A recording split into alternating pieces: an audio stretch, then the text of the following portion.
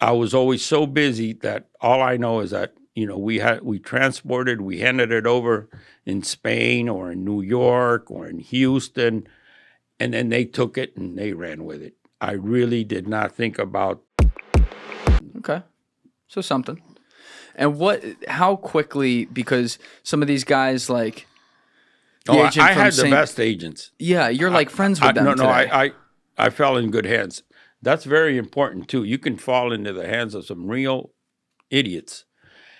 And these were tough guys. Bob Harley and Eric Olbinski, you don't want to be on their bad side. They'll rip you apart. Prosecutor, the same. Pat Sullivan, he'll rip you a new one. But if you're respectful, if you're decent, if you do the right thing, and you're a gentleman about everything, and you're not a piece of shit, they'll treat you with respect, and it goes a long ways. Now, on top of that, they're nice people to begin with, because some agents just have a grudge against people, and they get into being law enforcement officers for the wrong reasons. That's right. So I was fortunate enough to fall into the hands of very normal, highly educated people. So, And it sounds like you had pretty quickly after your arrest, you developed some sort of decent relationship with them. Is that fair to say? yes, and the most decent relationship is a truthful one. The worst thing you can do in any business is lie. You lie to Pablo, you're dead. You lie to U.S. law enforcement, they don't care. You can tell them I moved 500,000 kilos. That's fine. That's the truth. Don't lie to them. Yeah. Don't lie to them. Just like anybody, the people I used to work with, I lost the fucking load. There was a hurricane. The boat tipped over. All right. Well, we'd like to see a little goodwill money. But tell them the truth. You imagine Pablo Escobar being like, all right, no problem. Thanks for being honest. We lost loads.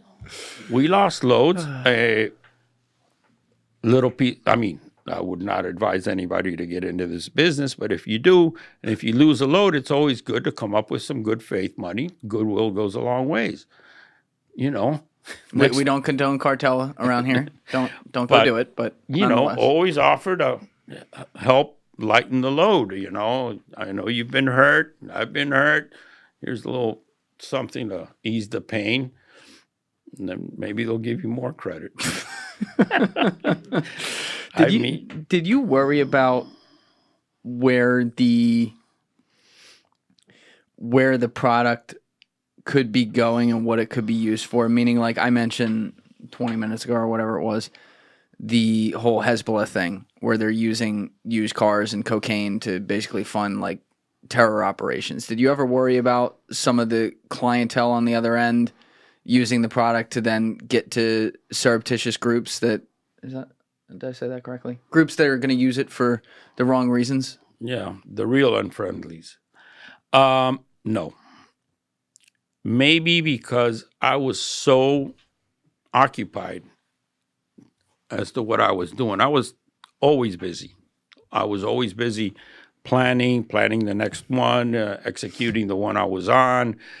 I was always so busy that all I know is that, we transported, we handed it over in Spain or in New York or in Houston, and then they took it and they ran with it. I really did not think about, are they going to give it to Hezbollah or Hamas or these guys or whoever? I didn't worry about it because it really didn't come into my universe. We were never approached by any terrorist groups for us to work for them. So I was never put in contact, or I was never put in that situation. For example, was some of the product that we moved bought from the FARC?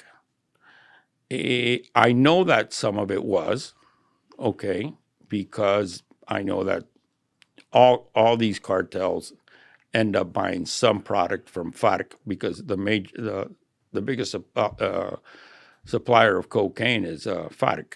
Fuerzas Armadas Revolucionarias de Colombia. But, I had enough things on my plate to think about those things. And, we never dealt with any terrorist groups. We never thought that our merchandise would end up in terrorist groups. We, when we dealt here in the States, basically it was all the hippies from Santa Cruz. But obviously you were a high level guy, so when they were put into contact with you to be potential clientele, they were serious people. They were people with resources and pockets. Did you ever have somebody come to you who you turned down working with them because you're like, no, we're not doing this. Like, I don't trust this guy, or I think there's something off here?